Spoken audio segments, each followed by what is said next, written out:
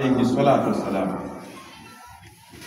Kama inavyotukumbusha aliposema kumwambia Ibrahimu mwanawe kwamba ya bunayya inni ara fil manami anni adhibahuka fanzur madha tara qala ya abati if'al ma tu'mar satajiduni insha Allah minas sabirin.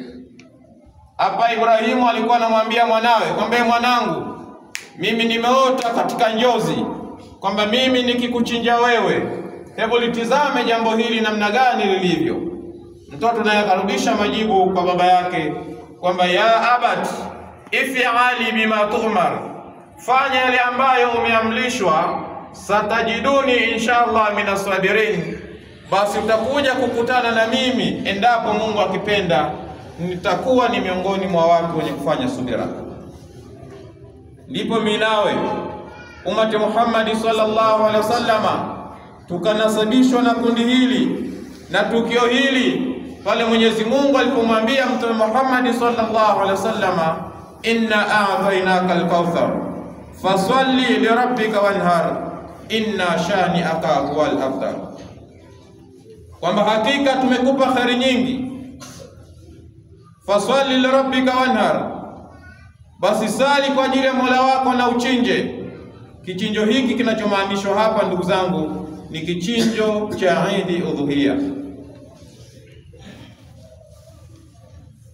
Waislamu, nitumie fursa hii kuihusia nafsi yangu pamoja na kuhusieni nyinyi.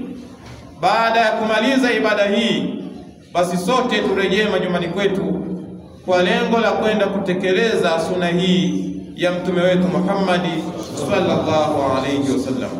Allahu akbar, Allahu akbar, Allahu akbar.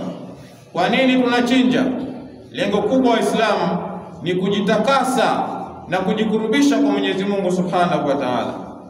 Kwani ile damu inayomwagika na ile nyama tutakaokula na kutoa sadaka si kana kwamba vinamfikia Mwenyezi Mungu Subhanahu wa Ta'ala. Allah anatizama ucha Mungu ambao utakuwa nao ndani ya nyoyo zetu. Kwa nitumie fursa hii Waislamu wote, kwa sababu tunaungana na Waislamu wote duniani katika Eid Udhuhiya, tuende tukachinje vichinjo vyetu, ng'ombe tulioandaa, mbuzi tulioandaa, kondoo tulizoandaa.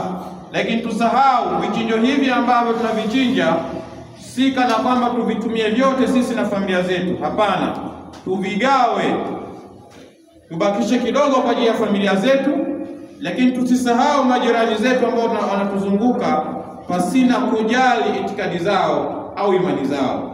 Lakini pia tuwagawanye na kuwapa watu ambao wasiojiweza.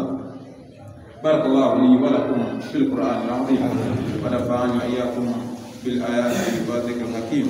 Qul qali hadha astaghfirullah al-azim li wa lakum wa li sa'iril mu'minina wal mu'minat wal muslimina wal muslimat fastaghfiruhu innahu huwal ghafurur rahim wa huwal barrul karim.